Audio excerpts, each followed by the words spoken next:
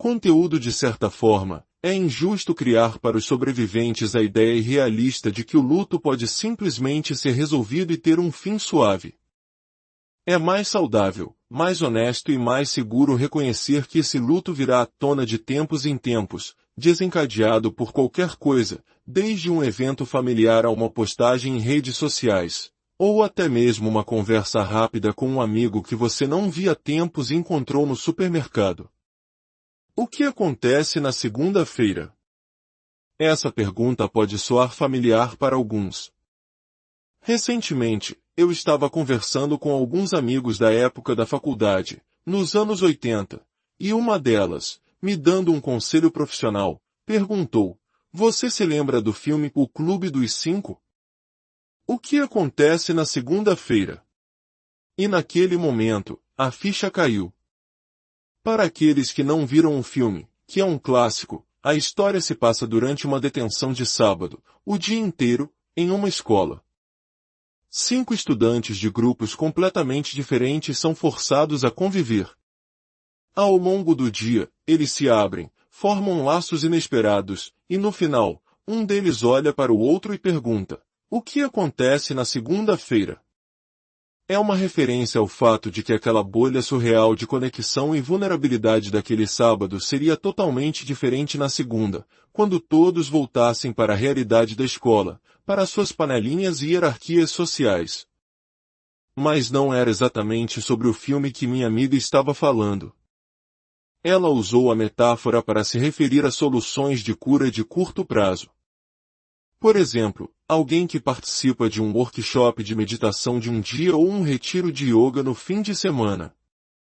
São experiências intensas e transformadoras, mas quando aquele dia ou aquele fim de semana acaba, a pessoa tem que voltar para a sua vida normal. E isso levanta a questão inevitável: o que acontece na segunda-feira? E foi aí que percebi que essa é uma pergunta fundamental para sobreviventes de abuso narcisista que estão tentando se curar. É algo com que luto bastante ao organizar informações sobre o processo de cura. Muitas pessoas, não apenas sobreviventes de abuso narcisista, buscam imersões de um dia, um fim de semana, ou até uma semana para aprender, curar e conversar. Elas estão genuinamente tentando encontrar ferramentas para sua recuperação. Mas, novamente, a pergunta persiste: o que acontece na segunda-feira? É uma situação delicada. Uma coisa que observo universalmente em sobreviventes de abuso narcisista é que, quando eles conseguem um tempo longe da invalidação crônica do relacionamento, da crítica, da vergonha, da raiva, da manipulação e do gaslighting, e passam alguns dias conversando com pessoas que os validam, que pensam como eles, em um ambiente seguro, focado em mindfulness e bem-estar. Passar esses dias sendo simplesmente você mesmo, sem ser julgado por isso, é incrivelmente curativo. Eu vi pessoas florescerem nessas condições. Mas vou perguntar de novo. O que acontece na segunda-feira? O que acontece quando você deixa esse retiro, esse workshop, e volta para o mesmo espaço com a pessoa narcisista? De volta para casa, de volta ao trabalho com ela. Mesmo depois de dedicar todas aquelas horas para aprender sobre si mesmo, sobre relacionamentos, respirar, meditar, conversar, sentir-se mais forte. É complicado. Para se curar do abuso narcisista, é preciso lembrar que é um processo de múltiplos passos. Primeiro, você precisa entender o que é o abuso narcisista e como ele se manifesta. Você precisa conhecer os traços e os comportamentos. Segundo, você tem que ver como esses padrões te afetam, como eles resultam em todo tipo de confusão dentro de você. Então, você precisa estar disposto a enxergar o narcisismo claramente. E isso dá início àquele lento processo em direção à aceitação radical. E depois vem uma onda gigantesca de luto. À medida que esse luto se assenta e se torna algo mais gerenciável, quando você sente que pode ver a luz novamente, você entra na fase de desengajamento, construindo uma rede de apoio e, lentamente, se dando permissão para ser você mesmo em lugares mais seguros. E deixe-me dizer uma coisa, por mais que eu desejasse, nada disso pode acontecer em um fim de semana ou em uma semana. Você certamente pode dar passos significativos, começar a pensar de forma diferente, mas nunca será uma solução rápida. E ficamos com a maldita pergunta: o que acontece na segunda-feira? Porque, depois de passar um tempo longe das pessoas narcisistas, trabalhando em si mesmo, sendo validado por pessoas saudáveis, e então ser jogado de volta na órbita delas, pode parecer que você caiu de uma escada ou que um balde de água gelada foi jogado no seu rosto. Pode parecer que todos os ganhos que você teve se dissipam rapidamente e que tudo que você aprendeu não é suficiente para parar o sentimento de desespero, mágoa e esgotamento que surge na presença do indivíduo narcisista. Ir de se sentir inteiro, apoiado e esperançoso de volta ao desespero e ao luto pode fazer a cura parecer impossível. O que acontece na segunda-feira é que todos nós somos lembrados da dolorosa verdade de que, na maioria dos casos, estaríamos muito melhor em nossas vidas se a pessoa ou as pessoas narcisistas não estivessem nela. Mas pode não ser possível sair da situação em que estamos. Assim, nossa tentativa de cura pode se tornar um lembrete doloroso da gritante diferença entre alguns dias com pessoas que te apoiam e a volta para um espaço invalidante. É fácil entender por que tantas pessoas se perdem na negação ou simplesmente não querem lidar com isso.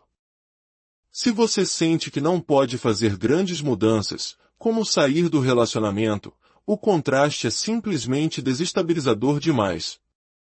Então, é mais fácil não reconhecer o problema. Eu sempre alertei que a cura do abuso narcisista leva tempo. Leva tempo para conectar os pontos, para absorver tudo e, então, para lentamente se curar. Isso não quer dizer que fins de semana de retiro ou outras iniciativas não sejam úteis. No mínimo, experiências como essa te dão mais ferramentas para a sua caixa de ferramentas.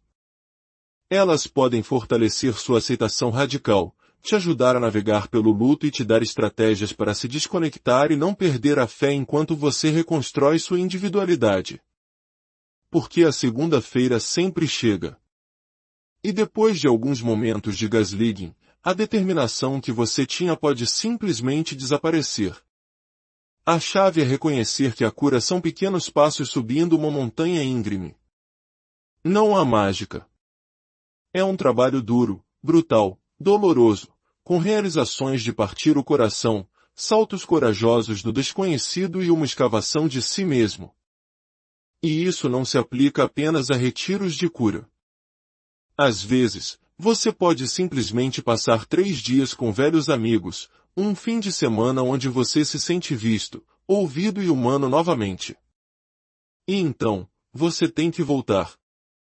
E é por isso que esses respiros, embora ajudem, muitas vezes não são suficientes, porque você sempre fica lidando com o que acontece na segunda-feira. E pode parecer um grande retrocesso. Mas se você pensar nessas experiências como parte de um processo maior, você pode se perguntar, ok, eu fiz isso. Agora, como posso pegar o que aprendi neste espaço seguro e aplicar na minha vida quando voltar para a realidade do relacionamento narcisista? Isso nos leva a um dos pilares mais difíceis da cura, a aceitação radical e a sensação de impotência que a acompanha. As pessoas não gostam da ideia de que narcisistas raramente mudam. É uma estrutura de personalidade rígida, com pouca capacidade de refletir sobre o próprio comportamento ou de se importar se estão machucando os outros. A aceitação radical gira em torno da ideia de que o comportamento de uma pessoa narcisista geralmente não mudará. E, mais importante, que você não pode fazer nada para mudá-los.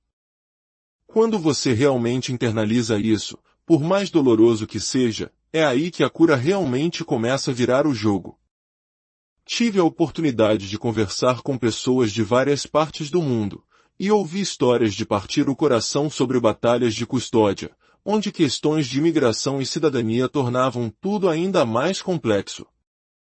Pais protetores perdendo completamente o contato com seus filhos, sem qualquer recurso legal. Nessas situações, a impotência é total, absoluta.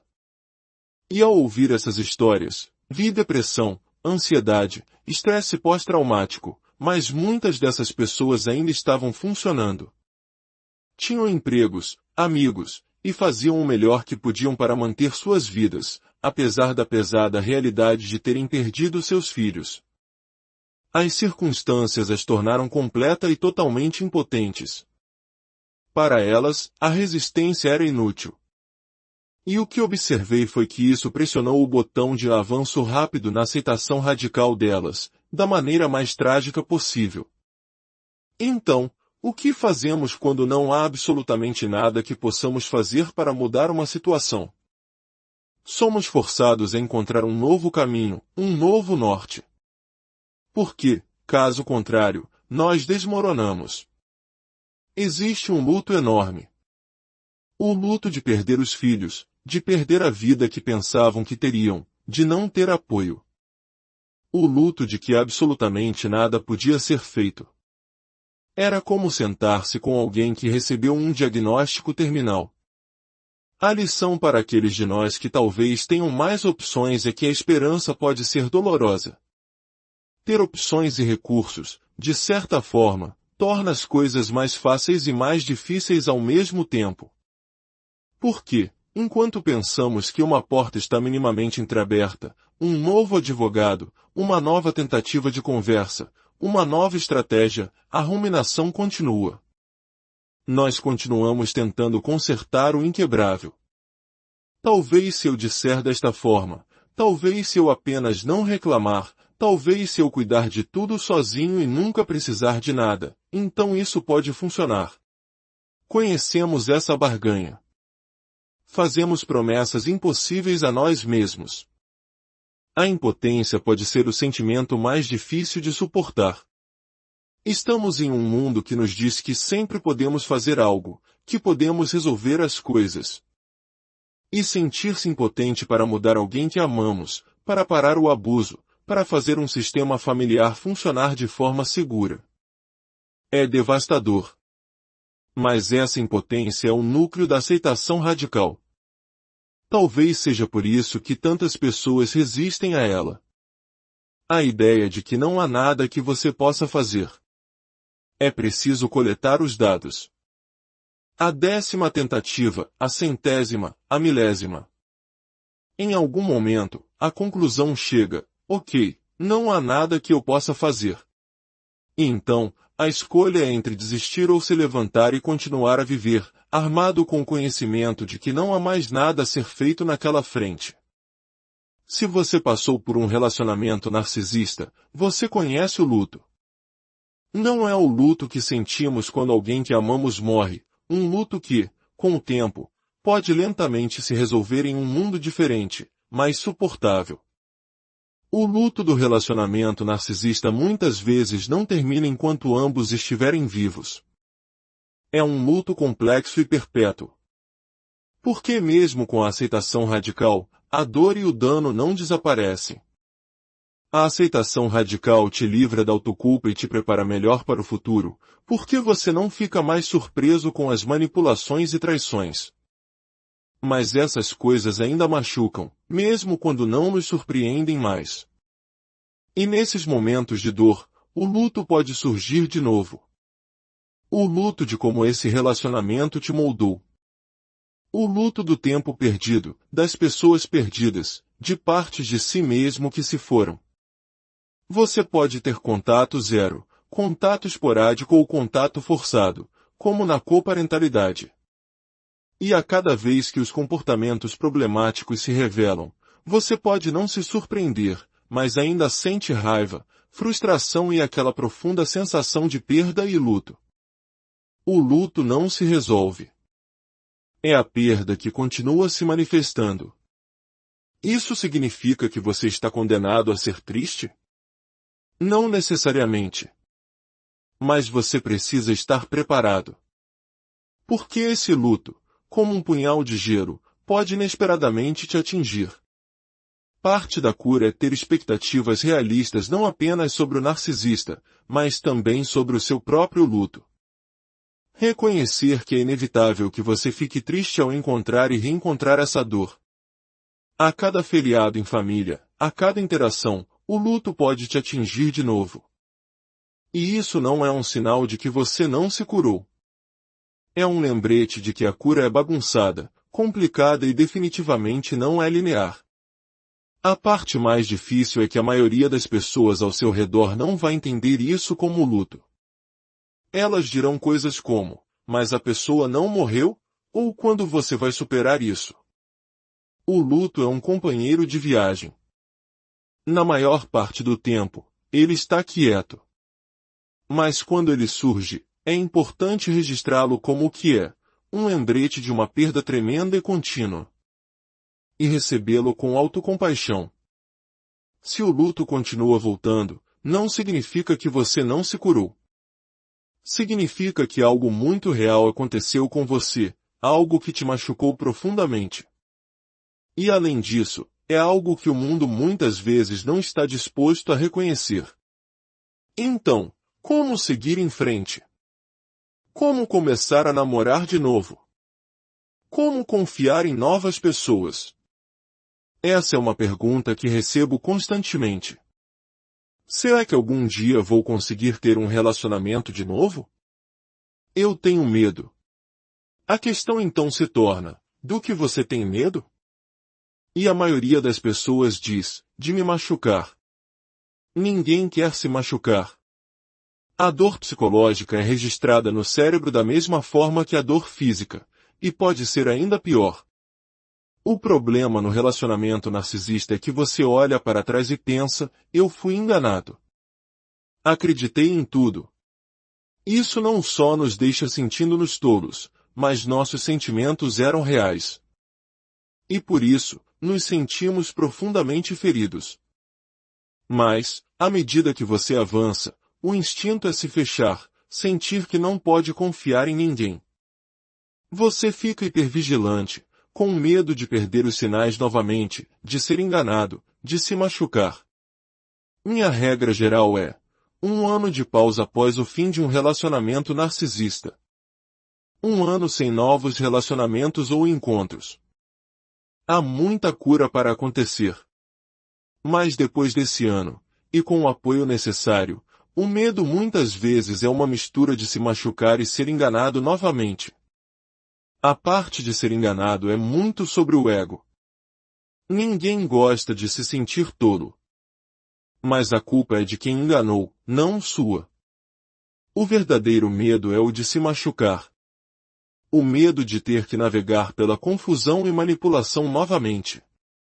Mas se é uma coisa que você aprendeu depois de sobreviver a um relacionamento narcisista, é que você sabe lidar com a dor.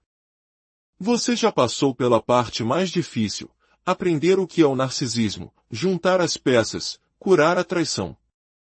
Você não precisa fazer a parte do aprendizado de novo. E se a próxima pessoa não for narcisista, mas te magoar mesmo assim? Um término saudável, por exemplo. Sim, vai doer. Corações partidos levam tempo. Mas se você conseguiu se curar de uma dor acompanhada de gaslighting e manipulação, você consegue se curar disso também. E você perceberá a diferença. Você pode pensar, estou chateado que não deu certo, eu gostava daquela pessoa, mas eu ainda me sinto uma pessoa inteira. E isso faz toda a diferença. Se parássemos tudo em nossas vidas por medo da dor, nunca sairíamos da cama. Tentar de novo, dar uma chance ao amor ou à amizade, pode parecer quase masoquista. Mas acredite quando digo, você vai sobreviver. E quem sabe, talvez não haja outro coração partido. Você precisa guardar espaço para essa possibilidade também. Ser um ser humano é não poder evitar a dor. A questão não é construir muros para evitar a dor, mas saber que você tem as ferramentas para se curar quando ela vier. Você é um mestre em se recuperar da dor. E armado com isso, vá devagar. Nem todo mundo é narcisista e nem todo mundo não é confiável. Lembre-se, não há um encerramento claro em um relacionamento narcisista. A cura não é a ausência da ferida, mas sim a sabedoria de saber cuidar dela quando ela dói. E com essa sabedoria, você pode, sim, seguir em frente, mas